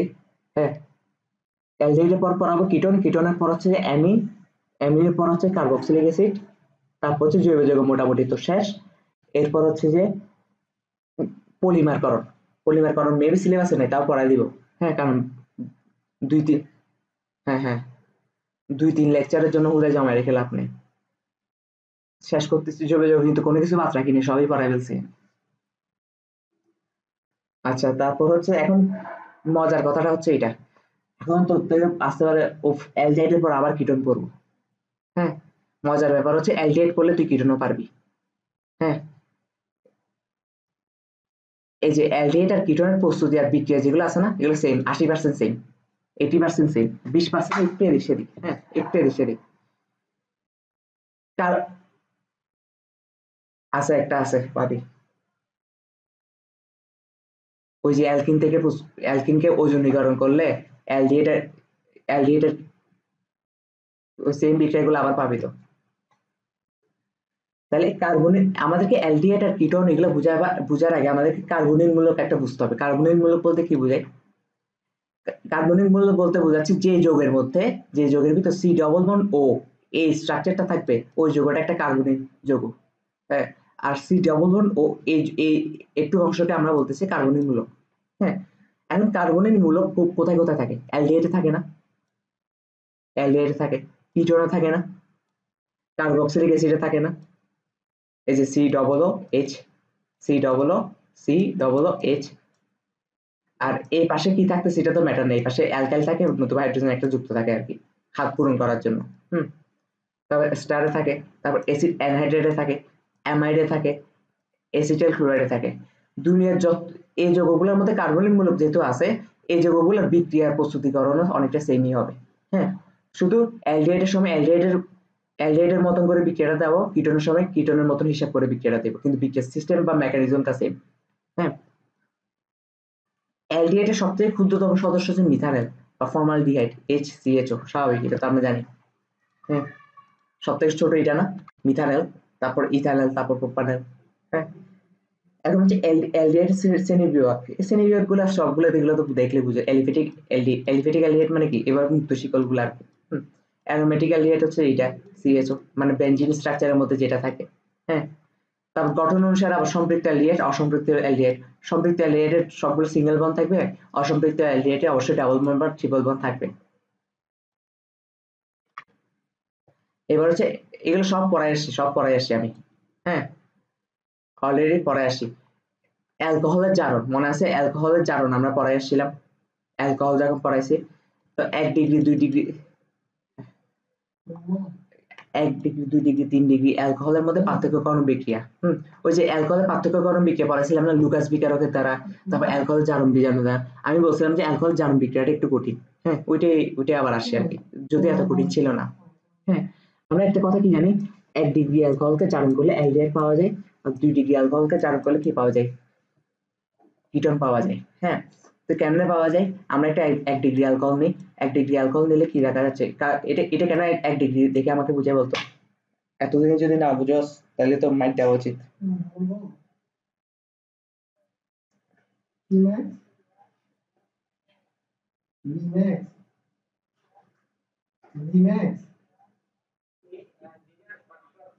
এক ডিগ্রি অ্যালকোহল, এক কার্বন বিশিষ্ট, আচ্ছা ঠিক আছে এবার বলতে পারো, মোট কথা কার্যকারী মূলকটা যে কার্বনের সাথে যুক্ত, ওই কার্বনটা, হ্যাঁ ডিগ্রি হিসাব হয়, তাহলে এখানে কার্যকারী মূলকটা এই কার্বনের সাথে যুক্ত, এই কার্বনটা আর আরেকটা কার্বনের সাথে যুক্ত, তাই না, আর একটা কার্বনের সাথে যুক্ত, তার মানে পুরো যৌগটার ডিগ্রি হচ্ছে 1 ডিগ্রি। হ্যাঁ, আবার এখানে দেখ 2 ডিগ্রি কেমনে, কার্যকারী মূলকটা এই কার্বনের সাথে যুক্ত, এই কার্বনটা আবার দুইটা কার্বনের সাথে যুক্ত, তাহলে এটা 2 ডিগ্রি অ্যালকোহল। হ্যাঁ, তাহলে 1 ডিগ্রি অ্যালকোহলে যখন আমরা জারণ, জারণ মানে কি জৈব যৌগে জারণ মানে কি অক্সিজেন যুক্ত করে না, তাহলে অক্সিজেন যুক্ত করলাম, এখানে KMnO4 নিতে পারিস, K2CR2O7 নিতে পারিস, এটা তোর ইচ্ছা। হ্যাঁ, তাহলে সালফিউরিক অ্যাসিড নিলাম, জারণ বিক্রিয়া তো জানো সালফিউরিক অ্যাসিড মাস্ট ইউজ করা লাগে, আর উপর KMnO4, উপর K2CR2O7। হ্যাঁ, তো এটা বিক্রিয়া দিলে কি হবে, এখানে ও যেটা আছে, প্রথম কথা হচ্ছে এটা মেকানিজমটা কি ছিল, এই ওয়েস্টটা পাশের কার্বন থেকে একটা হাইড্রোজেনকে নিয়ে পানি তৈরি করে ফেলবে। হ্যাঁ, তো পাশের কার্বনে একটা হাইড্রোজেন চলে গেছে, এখন পাশের কার্বন স্ট্রাকচারটা কেমন, CH3 CH হবে না, একটা হাত ফাঁকা গেছে না, এই ফাঁকা হাতে একটা অক্সিজেন যুক্ত হয়ে CH3 CHO, এটা অ্যালডিহাইড হয়ে গেছে, বুঝতে পারছি, তাহলে অ্যালডিহাইড তৈরি হয়ে গেছে না। আর 2 ডিগ্রি অ্যালকোহলকে আমরা আমরা একসাথে কিটোন একটা পড়া দিচ্ছি। হ্যাঁ, কালকে যখন কিটোন একটা পড়াবো তখন আমি দেখবি বেশিরভাগ স্কিপ করতেছি, এটা কত লেকচার পড়াচ্ছি কত লেকচার পড়াচ্ছি এরকম, একসাথে পড়া দিলে তাহলে দুইটা মনে থাকবে, ভুলে ফেলবে না। তাই এটাও সেম, এটাও সেম, ওএইচটা কি করবে, একটা কার্বন, ওএইচটা যে কার্বনের সাথে যুক্ত ওই কার্বন থেকে একটা হাইড্রোজেনকে নিয়ে পানি তৈরি করে ফেলবে। হ্যাঁ, তাহলে এখন যে কার্বন থেকে নিচে এই কার্বনের হাত ফাঁকা হয়ে গেছে, ওই কার্বনের নতুন অক্সিজেনটা এসে যুক্ত হয়ে যাবে, অটোমেটিক দেখবে যে কিটোনই তৈরি হয়েছে, অটোমেটিক কিটোনই তৈরি হয়েছে। হ্যাঁ, কেন, কিন্তু মেকানিজম ফুল সেম না, ওয়েস্টে যে কার্বনের সাথে যুক্ত ওই কার্বন থেকে একটা হাইড্রোজেন নিয়ে পানি তৈরি করছে, আর যে কার্বন থেকে নিয়ে গেছে ওই কার্বনে এসে অক্সিজেন যুক্ত হয়েছে। তাহলে এখন কথা হচ্ছে, একবার একবার অ্যালডিহাইড তৈরি হয়েছে, একবার কিটোন কেন তৈরি হয়েছে, কারণ প্রথমবার আমরা 1 ডিগ্রি অ্যালকোহল দিছি, সেকেন্ড বার আমরা 2 ডিগ্রি অ্যালকোহল দিছি, মেকানিজম ফুল সেম, প্রসেসটা সেম, দেখবি যে অটোমেটিক অ্যালডিহাইড আর কিটোন আসতেছে। হ্যাঁ, এটা একটা বিক্রিয়া, তবে এমসিকিউর জন্য আরেকটা জিনিস শিখা লাগে, সেটা হচ্ছে কলিন্স বিকারক। সেটা কি, কলিন্স বিকারক, কলিন্স বিকারক হচ্ছে ফুল মেকানিজমটা সেম, জাস্ট এখানে প্রভাবক হিসেবে আমরা K2CR2O7 আর সালফিউরিক অ্যাসিড ইউজ করছি না, এদেরকে ইউজ না করে কলিন্স বিকারককে ইউজ করতে পারি প্রভাবক হিসেবে, আর কলিন্স বিকারকের সংকেত হচ্ছে এটা C6H5N2CrO3। এটাকে বলা হয় ক্রোমিয়াম ট্রাইঅক্সাইড, Cr এই যে অক্সিজেন তিনটা না, তাহলে chromium trioxide, pyridine, chromium trioxide pyridine, এটা একটা জটিল যৌগ, এটা মুখস্থ, মানে কলিন্স বিকারক দিয়ে যদি বলে কলিন্স বিকারক দিয়ে দেখাও, তাহলে তো লিখতেই হবে, তখন তার K2CR2O7 আর সালফিউরিক অ্যাসিড দিয়ে দেখাতে পারবি না। হ্যাঁ, তখন প্রভাবক হিসেবে এটা লিখে দিবি উপরে। আর আরেকটা প্রশ্ন আসে যে এমসিকিউতে, নিচের কোনটি কলিন্স বিকারক। হ্যাঁ, অপশনের মধ্যে অনেকগুলি সংকেত থাকতে পারে, 4টে সংকেত থাকতে পারে, আর নতুবা এভাবে থাকতে পারে, chromium trioxide pyridine, chromium dioxide pyridine, তোর মনে রাখতে হবে এটা ট্রাইঅক্সাইড পিরিডিন। হ্যাঁ, তারপর হচ্ছে হাইড্রোজেন অপসারণ, এগুলো পড়াই আসছি, আমি সব পড়াই আসছি। হ্যাঁ, ডিহাইড্রোজেন, যখন অ্যালকোহল পড়াইছিলাম মনে আছে, অ্যালকোহল শনাক্ত অ্যালকোহল পার্থক্যকরণের মধ্যে 1 ডিগ্রি 2 ডিগ্রি 3 ডিগ্রি অ্যালকোহল পার্থক্যকরণের মধ্যে ডিহাইড্রোজেনেশনও ছিল। হ্যাঁ, তো ডিহাইড্রোজেনেশনে আমরা প্রভাব হিসেবে কপার আর 300 ডিগ্রি সেলসিয়াস ইউজ করতাম। এটা যেহেতু অপসারণ বিক্রিয়া, তার মানে বিক্রিয়ক থেকে একটা ছোট অংশ চলে যাবে, কিন্তু বিক্রিয়কে কোনো অংশ যুক্ত হবে না, তাই না। তাহলে বিক্রিয়ক থেকে কোনটা, যে আমরা যখন 1 ডিগ্রি অ্যালকোহল নিই, বিক্রিয়ক থেকে হচ্ছে যে ওএইচ থেকে একটা এইচ চলে যায়, আর ওএইচটা যে কার্বনের সাথে যুক্ত ওখান থেকে একটা এইচ চলে যায়। হ্যাঁ, তাহলে H2 গঠন করে, এই যে ডিহাইড্রোজেনেশন, হাইড্রোজেন অপসারণ হয়েছে না, হাইড্রোজেন অপসারণ হয়েছে, এখন এখান থেকে একটা হাইড্রোজেন গেছে, এখান থেকে একটা হাইড্রোজেন চলে গেছে, তাহলে স্ট্রাকচার বাকি থাকে এটা না, CH3 CHO, তাহলে এটা অ্যালডিহাইড। তার মানে 1 ডিগ্রি অ্যালকোহলকে ডিহাইড্রোজেনেশন করলে অ্যালডিহাইড পাওয়া যায়। হ্যাঁ, আবার 2 ডিগ্রি অ্যালকোহলকে সেম সেম মেকানিজম, ওএইচটা যে ওএইচ থেকে একটা এইচ যাবে, আর ওএইচটা যে কার্বনের সাথে যুক্ত ওই কার্বন থেকে একটা এইচ যাবে, H2 হবে, তাহলে অটোমেটিক স্ট্রাকচারটা এরকম হয়ে যাবে না। মেকানিজম সেম, অটোমেটিক কিটোন আর অ্যালডিহাইড আসবে, তুই 1 ডিগ্রি নিলে আর 2 ডিগ্রি নিলে। হ্যাঁ, তাহলে 1 ডিগ্রি অ্যালকোহলের যদি ডিহাইড্রোজেনেশন করি তাহলে অ্যালডিহাইড হয়, 2 ডিগ্রি অ্যালকোহলের যদি ডিহাইড্রোজেনেশন করি তাহলে কিটোন হয়। এগুলো সব পড়ায় আসে এখন, সেম জিনিসগুলো। হ্যাঁ,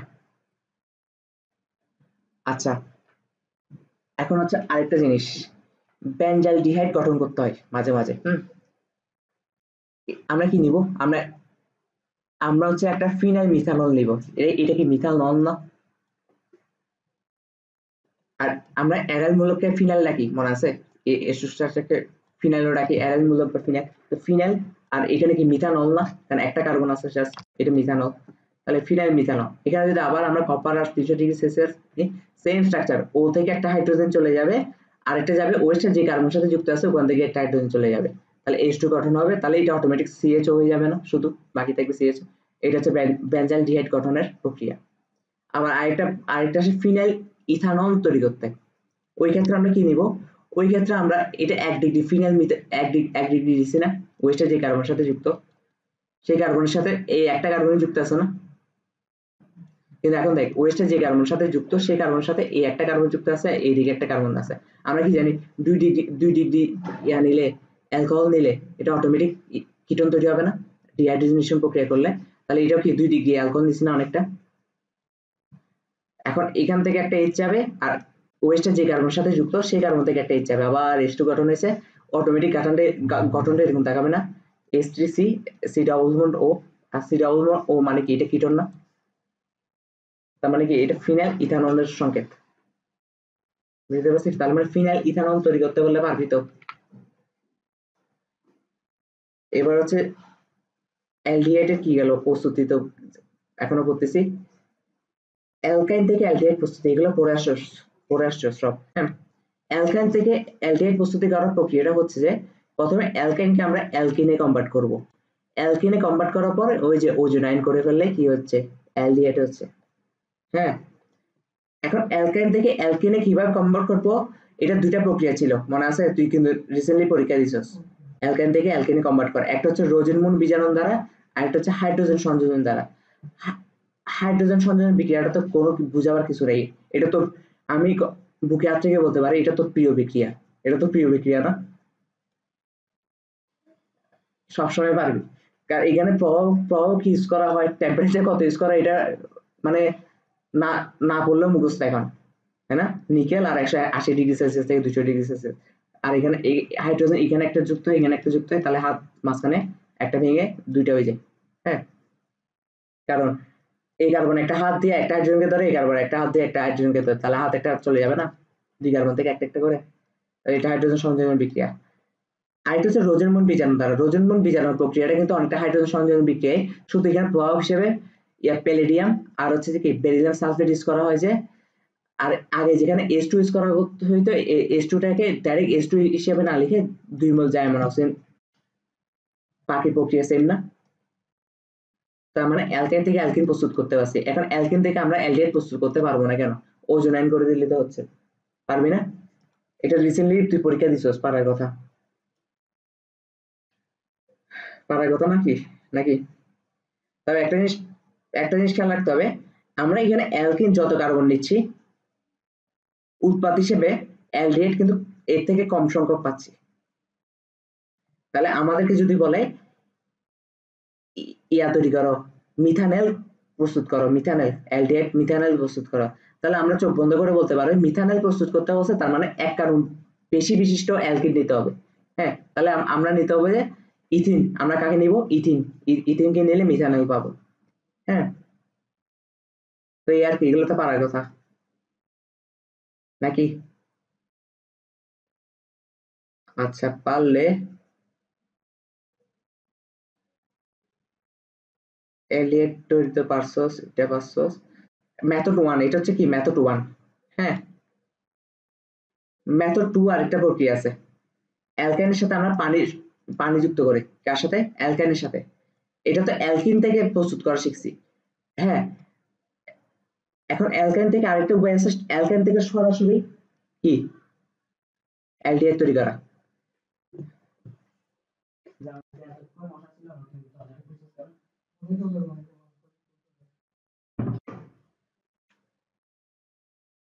আচ্ছা, তাহলে অ্যালকাইন থেকে সরাসরি অ্যালডিহাইড তৈরি প্রস্তুত হচ্ছে। প্রথমে পানি যুক্ত করতে হবে, 20% সালফিউরিক অ্যাসিড, 20% মার্কারি সালফেট। হ্যাঁ, পানি যুক্ত করার পর পানিকে আমরা এইচ আর ওএইচ আকারে লিখতে পারি না?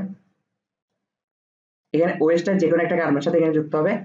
হ্যাঁ, স্ট্রাকচার এরকম হবে না? এটাও আমি দেখাইছিলাম আগে।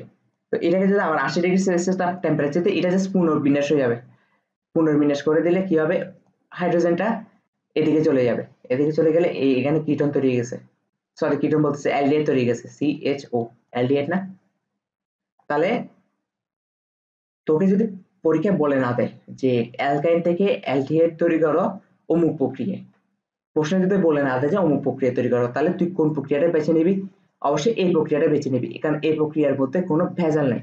তুমি 2 কার্বন বিশিষ্ট অ্যালকাইন নিছো, 2 কার্বন বিশিষ্ট অ্যালডিহাইড পেয়েছো, শেষ। আর যদি বলে দেয় ওজন এন করার মাধ্যমে, তখন তো তুই বুঝবি যে কি আমাদেরকে এখানে 1 কার্বন বিশিষ্ট বেশি অ্যালকিন নিতে হবে। অ্যালকাইন না, আবার অ্যালকিন নিতে হবে, 1 কার্বন বিশিষ্ট বেশি অ্যালকিন নিতে হবে প্রাপ্ত রেজাল্টটা পাওয়ার জন্য। তারপর হচ্ছে অ্যালকিন থেকে অ্যালডিহাইড তৈরি, এটা তো এখন মাত্র দেখালাম না? শুধু পার্থক্য হচ্ছে আগেরটা হচ্ছে অ্যালকাইন থেকে অ্যালডিহাইড প্রস্তুতি হচ্ছে কি, প্রথমে আমরা অ্যালকাইন থেকে অ্যালকিনে কনভার্ট করে অ্যালকিন থেকে ইয়াতে নিছি আর কি। এই মানে একটু চালাক না হলে দুনিয়াটা এখন কঠিন, বুঝছ নাই? আমাদেরকে বলছে অ্যালকাইন থেকে অ্যালডিহাইড তৈরি করো। এখন আমরা জানি যে আমরা পারি যে অ্যালকিন থেকে অ্যালডিহাইড তৈরি করতে, তাহলে আমরা একটা বুদ্ধি একটু চালাকি করলে অ্যালকাইনটাকে আগে অ্যালকিনে কনভার্ট করি, তারপর অ্যালকিন থেকে আবার ইয়াতে নিই, অ্যালডিহাইডে নিই। তো এটা সেম বিক্রিয়া, আর পড়াচ্ছি না। হুম তারপর এখন কি বলতেছে, এখন হচ্ছে রোজেনমুন বিজারণ দ্বারা, এগুলো পড়ায় আসি না? অ্যাসাইল ক্লোরাইড আর অ্যালকাইন। অ্যাসাইল ক্লোরাইডকে যদি আমরা রোজেনমুন বিজারণ বিক্রিয়া দিই, রোজেনমুন বিজারণ বিক্রিয়া বলতে আমরা কি বুঝি, 2 মোল জাইমানা হাইড্রোজেনের সাথে প্যালেডিয়াম আর বেরিলিয়াম সালফেট যুক্ত করে অ্যালডিহাইড তৈরি হয়। হ্যাঁ, তার মানে অ্যাসাইল ক্লোরাইডকে যদি আমরা রোজেনমুন বিজারণ করি তাহলে অ্যালডিহাইড তৈরি হয়, আর অ্যালকাইনকে যদি আমরা রোজেনমুন বিজারণ করি, এটা তো একটু আগে দেখছি অ্যালকিন তৈরি হয়। হ্যাঁ, তাহলে অ্যাসাইল ক্লোরাইড কোনটা, এটা না? এই সংকেতটা অনেকবার প্রস্তুত সিএসএ সিরাউল এখানে ক্লোরিন, আর এখানে দুই বিক্রিয়া করলে একটা হাইড্রোজেন যাবে কার সাথে, HCl গঠন করবে, আর আরেকটা হাইড্রোজেন এখানে এমনি বসে যাবে। তাহলে এটা কি অ্যালডিহাইড না? CHO, aldehyde. হ্যাঁ, তো এগুলো সেম এগুলো পড়ে ফেলবি। হ্যাঁ, এবার হচ্ছে অ্যারোমেটিক যোগে দেখাইছে আর কি। অ্যারোমেটিক যোগের মধ্যে একটা কি আছে, বেনজিনের মধ্যে আবার অ্যাসাইল হ্যালাইড আছে বা অ্যাসাইল ক্লোরাইড আছে, 2 হাইড্রোজেন রোজেনমন বিজারণ দ্বারা বিক্রিয়া করেছে, একটা হাইড্রোজেন এই ক্লোরিনকে নিয়ে HCl গঠন করে ফেলবে, আর ক্লোরিনের জায়গাটাতে আরেকটা হাইড্রোজেন এসে বসে যাবে, শেষ। আর কিছুই না, বেঞ্জাইল ডিহাইড গঠন হয়ে গেছে।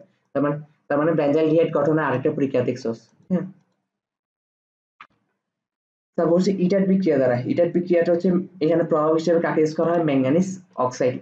মোস্ট ইম্পর্টেন্ট, সবসময় মনে রাখবি নামকরণ, যে বিক্রিয়াগুলো একটা নাম আছে, একটা নির্দিষ্ট নাম আছে। হ্যাঁ, উডস বিক্রিয়া, অমুক বিক্রিয়া, এই বিক্রিয়া, ওই বিক্রিয়াগুলোর প্রভাবগুলা একদম ঠাড়া মুখস্থ করতে হবে। হ্যাঁ, কারণ আসবে উডস বিক্রিয়ায় কোন প্রভাব ইউজ করা হয়, ইটার বিক্রিয়ায় কোন প্রভাব ইউজ করা হয়। হ্যাঁ, রোজেনমুন বিজারণে কোন প্রভাব ইউজ করা হয়, লুকাস বিকারকে কোন প্রভাব ইউজ করা হয়, এই যে নাম যেগুলো আছে এগুলো মোস্ট ইম্পর্টেন্ট প্রভাবগুলা। তাহলে এটা কি একটা,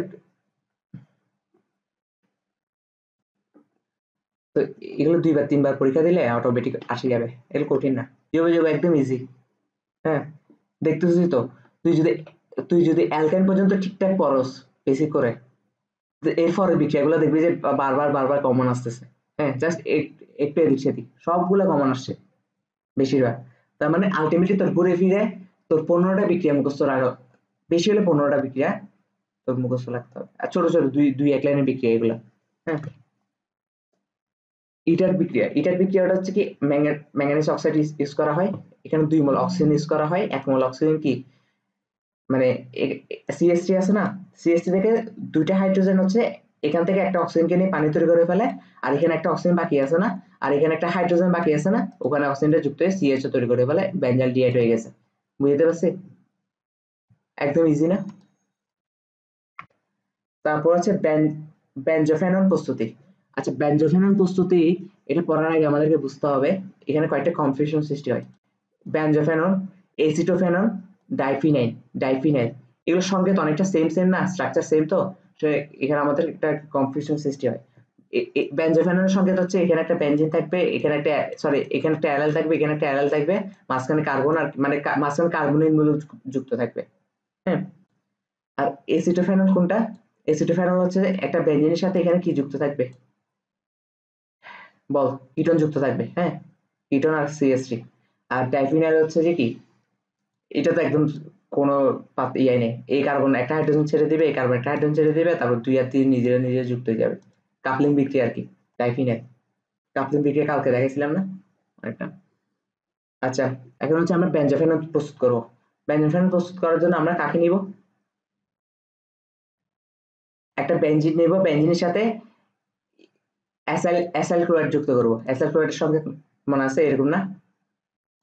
আর আরেকটা বেনজিন নেব, এখানে এই হাইড্রোজেনটাকে আমরা হাইলাইট করতেছি কারণ এই দুইটার মধ্যে কাজ হবে, তো সেই জন্য তাই বলে এটা বলতেছি না বাকি কার্বনের সাথে কি হাইড্রোজেন নাই। হ্যাঁ, এই হাইড্রোজেন আর এই ক্লোরিন যুক্ত হয়ে এসিএল গঠন করবে, হাত ফাঁকা গেছে, এই ফাঁকা হাতে দুজন যুক্ত হয়ে যাবে, শেষ হয়ে গেছে না? বেনজোফেনন হয়ে গেছে না? আর এসিটোফেনন কি? এসিটোফেনন হচ্ছে যে একটা বেনজিন নিব, আর একটা হচ্ছে অ্যাসাইল ক্লোরাইড নিব। কি নিব? অ্যাসাইল ক্লোরাইড নিব। অ্যাসাইল ক্লোরাইড নেওয়ার পর এসিএল আর এইচ কে নিয়ে এসিএল গঠন করে ফেলবে, আর এই কার্বন একটা হাত ফাঁকা হয়েছে না, এই কার্বনটা এখানে যুক্ত হয়ে যাবে, শেষ। বাকি অংশটা এখানে যুক্ত হয়ে যাবে। অ্যাসাইল ক্লোরাইডের বিক্রিয়াগুলো তো সব সেম। অ্যাসাইল ক্লোরাইডের কি হয়, ক্লোরিনটা আলাদা হয়ে যায়। হ্যাঁ, আর এইটুক অংশটা যুক্ত হয়ে যায়, এইটুক অংশটা সব জায়গায় সেম হয়েছে না? তাহলে কি হয়ে গেছে? এসিটোফেনল তৈরি হয়ে গেছে। তোকে 2 ক্লাস শেষ করাইছি, এখন হচ্ছে লাস্ট ক্লাস, 3 ক্লাস। ওকে, এবার হচ্ছে অ্যালডিহাইডের গুরুত্বপূর্ণ বিক্রিয়া। প্রস্তুতি শেষ। এখন কি বলবো? গুরুত্বপূর্ণ বিক্রিয়া, কার্বনের মূলকের সংযোজন বিক্রিয়া। কার্বনের মূলকে কি? সংযোজন বিক্রিয়া। কার্বনের মূলক বলতে আমরা কি বুঝি? সি ডবল ইয়াটা থাকা, তাই না? মানে সি ডবল বলতেছি, সি ডাবল বন্ড ও। আর এখানে একটা তো অ্যালকাইল থাকবে, কার্বন 4 হাত না, বাকি থাকে 2 হাত। এক হাতে অ্যালকাইল থাকবে মাস্ট, আরেক হাতে হাইড্রোজেন থাকতে পারে, আর নতুবা অ্যালকাইল থাকতে পারে, এটা ওর ইচ্ছে। হ্যাঁ, এর সাথে যদি আমরা এম প্লাস ঝেড মাইনাসের বিক্রিয়া দিই, এখন কথা হচ্ছে এম প্লাস ঝেড মাইনাস বলতে কি বোঝাচ্ছে? হ্যাঁ, আয়নিক যৌগ। কি বলতে বোঝাচ্ছে? আয়নিক যৌগ বা তড়িৎ ঋণাত্মকতার কারণে ডাইপোল সৃষ্টি হয় যেখানে, যেমন কি সোডিয়াম হাইড্রোক্সাইড। সোডিয়াম হাইড্রোক্সাইড এখানে ওএইচটা কি মাইনাস না, আর সোডিয়ামটা প্লাস না?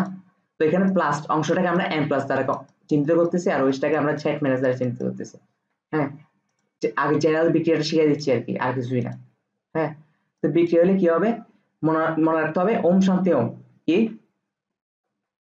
ওম শান্তি ওম। ও এর সাথে এম যুক্ত হবে অলওয়েজ, ওর সাথে কি যুক্ত হবে? ও M.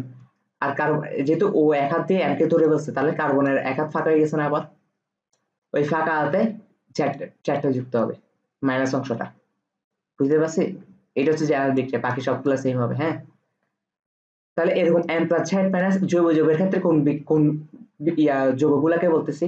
Hydrogen cyanide, hydrogen OH মানে পানি।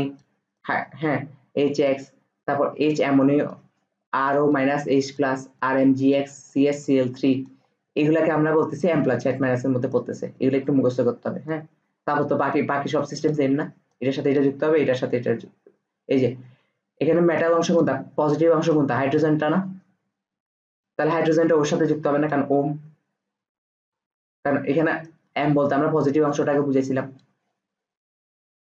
তাহলে আর সায়ানাইড নেগেটিভ অংশটা কার্বনের নিচে যে হাতটা ফাঁকা হয়েছে ওখানে এসে যুক্ত হয়ে যাবে। সবগুলো সেম, দেখাইতে হবে? দেখাইতে হবে না। এবার হচ্ছে অ্যালডোন ঘনীভবন বিক্রিয়া। অ্যালডোন ঘনীভবন বিক্রিয়াটা হচ্ছে মোস্ট ইম্পর্টেন্ট একটা বিক্রিয়া, এটা আসবে। হ্যাঁ, এখানে এত লেখা দেখে ভয় পাওয়া যাওয়ার কিছু নেই, একদম সহজ বিক্রিয়া। ভয় পেয়ে গেছিস না লেখা দেখে? তোর মনে হয়েছে যে আবার আবার অনেক কিছু বুঝে, আবার অনেক কিছু বোঝা লাগবে। হ্যাঁ, এতক্ষণ তো সহজে সহজে কাটাই ফেলতেছিলাম। এটা এটাও আরেক সহজ, অ্যালডোন ঘনীভবন বিক্রিয়া। হ্যাঁ, তার আমার মোবাইলে একটা কল আসলো। হ্যাঁ, আচ্ছা, অ্যালডোন ঘনীভবন, অ্যালডোল নামটা শুনে বুঝতে পারছো না? ডল লাস্টে ওল আছে না, তার মানে ওল আছে, আর অ্যাল্ট তার মানে অ্যাল্ট। হ্যাঁ, তার মানে যে যৌগের মধ্যে অ্যালডিহাইড মূলক থাকবে আবার OH মূলক থাকবে, মানে CHO মূলক থাকবে আবার OH মূলক থাকবে। হুম, এটা হচ্ছে একটা কার্বনিক মূলকের বৈশিষ্ট্যপূর্ণ বিক্রিয়া। এটাকে ইংলিশে বলা হয় এন্ডো কনসেন্ট্রেশন কনডেনশন। কারণ কেন ঘনীভবনে ইংলিশ কি কনডেনশন না? কনডেনশন না? ওকে, এখন হচ্ছে যে অ্যালডোল ঘনীভবন বিক্রিয়া কারা দেয়? কিটোন আর অ্যালডিহাইড দেয়। কারা দেয়? কিটোন আর অ্যালডিহাইড দেয়। হ্যাঁ, শুনতেছস? এখন কিটোন আর অ্যালডিহাইডের মধ্যে সব কিটোনও দিবে না আবার সব অ্যালডিহাইডও দিবে না। হুম, যে সকল অ্যালডিহাইড বা কিটোনে আলফা হাইড্রোজেন থাকে তারা অ্যালডোল ঘনীভবন বিক্রিয়া দেয়। হ্যাঁ, এখন আলফা হাইড্রোজেন বলতে কি বোঝাচ্ছে? আলফা কার্বন বুঝছ না? আলফা কার্বনের মধ্যে যে হাইড্রোজেন যুক্ত থাকে ওইটাকে আলফা হাইড্রোজেন বলে। হ্যাঁ, আলফা কার্বন কোনটাকে বলে? কার্যকারী মূলকটা যে কার্বনের সাথে যুক্ত ওইটাকে আলফা কার্বন বলে। তাহলে আলফা কার্বনের সাথে যে হাইড্রোজেন যুক্ত থাকে তাকে আলফা হাইড্রোজেন বলে। হ্যাঁ, তাহলে এক্সাম্পল কি CH3CHO। হ্যাঁ, দেখি বলতো এখানে কার্যকারী মূলক এটা না CHO? এই CHOটা এই কার্বনের সাথে যুক্ত, তার মানে এই কার্বনটা আলফা কার্বন, আর এই আলফা কার্বনে হাইড্রোজেন যুক্ত আছে তার মানে আলফা হাইড্রোজেন আছে। এই যৌগটার মধ্যে আলফা হাইড্রোজেন আছে বলতে পারি? পারি। আবার এই যৌগটার ক্ষেত্রে বলতো আলফা হাইড্রোজেন আছে কিনা? অবশ্যই আছে। কার্যকারী মূলকটা যে কার্বনের সাথে যুক্ত ওই কার্বনের সাথে মানে আলফা কার্বনের মধ্যে হাইড্রোজেন আছে, তাহলে আলফা হাইড্রোজেন আছে। কিন্তু এটাতে বলতো CHO, এখানে কার্যকারী মূলক হচ্ছে CHO মূলকটা কি কোনো কার্বনের সাথে যুক্ত আছে? মানে এখানে আলফা কার্বনই নেই, তাই না? আর আলফা কার্বন যখন নেই তাহলে আলফা হাইড্রোজেন কোত্থেকে থাকবে? কারণ আলফা হাইড্রোজেন আমরা বলতে কাকে বুঝি? আলফা কার্বনের সাথে যে হাইড্রোজেনটা যুক্ত থাকে ওটা হচ্ছে এখানে তো আলফা কার্বনই নেই, তাহলে আলফা হাইড্রোজেন কোত্থেকে থাকবে? আলফা হাইড্রোজেন নেই।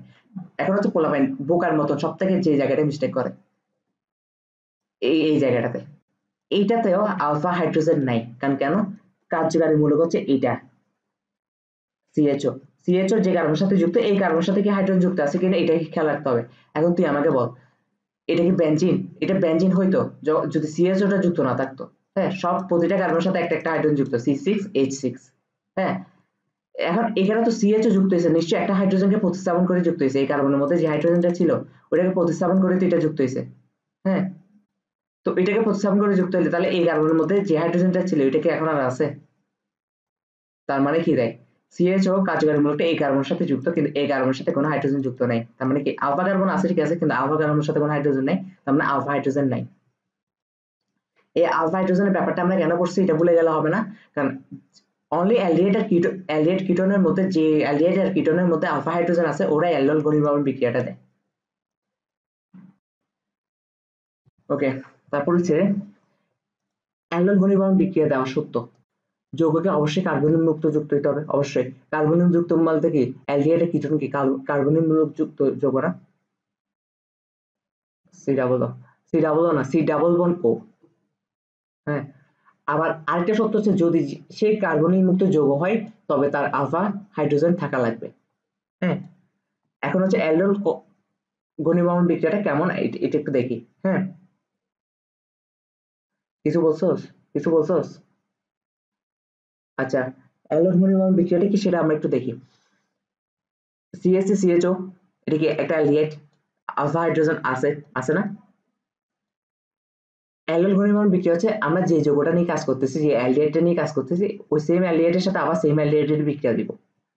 এটা হচ্ছে কি বলে অ্যালডোল ঘনীভবন বিক্রিয়া। তাহলে এটা অ্যালডোল ঘনীভবন বিক্রিয়া কেমন হয়েছে? কারণ আমরা সেম যৌগের সাথে যখন বিক্রিয়া দিচ্ছি এটাকে আরো ঘন করা হচ্ছে না? আমরা যদি পানির মধ্যে চিনি মিশাই 2 চামচ চিনি মিশাই আমরা আরো আরো 1 চামচ চিনি মিশাই তাহলে চিনি জিনিসটা আরো ঘন হবে না?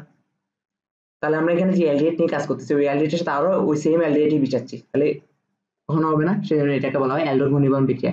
এখানে উৎপাদ হিসেবে কি পাওয়া যাবে এটা আমরা একটু পরে আসতেছি, এখন না। হুম, তাহলে অ্যালডোল হচ্ছে কি? অ্যালডোল হচ্ছে দুইটা সেম হবে।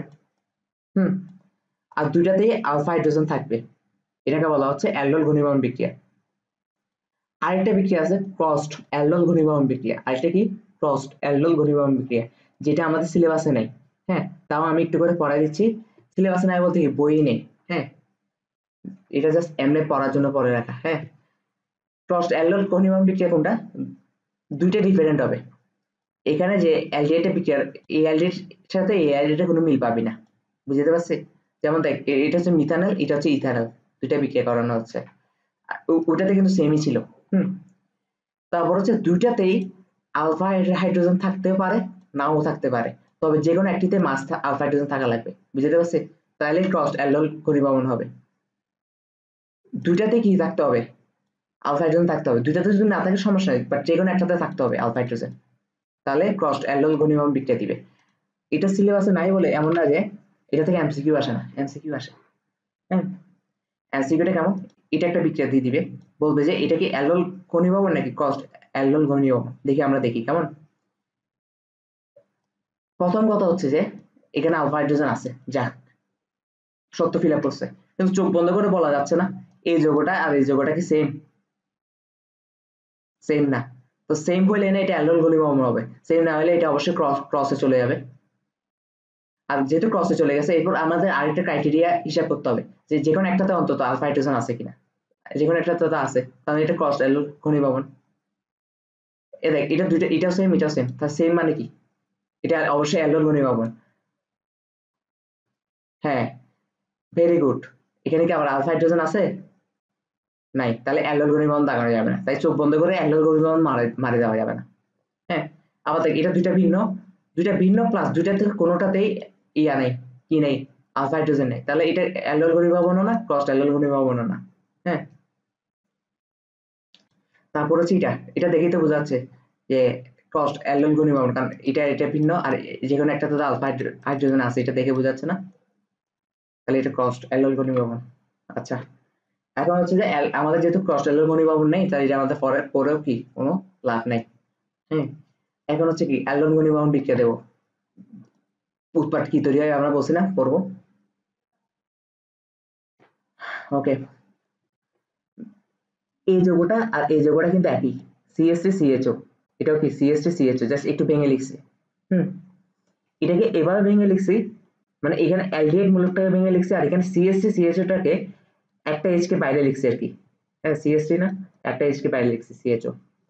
কাকে ইউজ করা হয়? সোডিয়াম হাইড্রোক্সাইডকে ইউজ করা হয় 20 থেকে 30 ডিগ্রি সেলসিয়াস ইউজ করা হয়। হ্যাঁ, তাহলে কি হয় তখন দেখি বলতো, দেখি বল কি তৈরি হয়,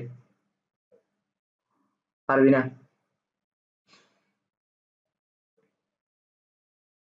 অ্যালডিহাইড তৈরি হবে এটা তো আমিও বুঝতেছি। হুম, এইচটা আছে না, এই এইচটা, এইচটা এই অক্সিজেনকে নিয়ে ওএইচ তৈরি করে ফেলবে, তাহলে অক্সিজেন কার্বনে এক হাত ফাঁকা হয়েছে না, আর এই কার্বনে এক হাত ফাঁকা হয়েছে না, তারা পরস্পর যুক্ত হয়ে যাবে, এটাই। হ্যাঁ, তো এটা এর এই যৌগটার নামকরণ করতে পারবি না, নামকরণে এখানে প্রধান কার্যকারী মূলক হিসেবে প্রাধান্য পাবে কে, কার্বক্সিলিক অ্যাসিড নাকি ওএইচ?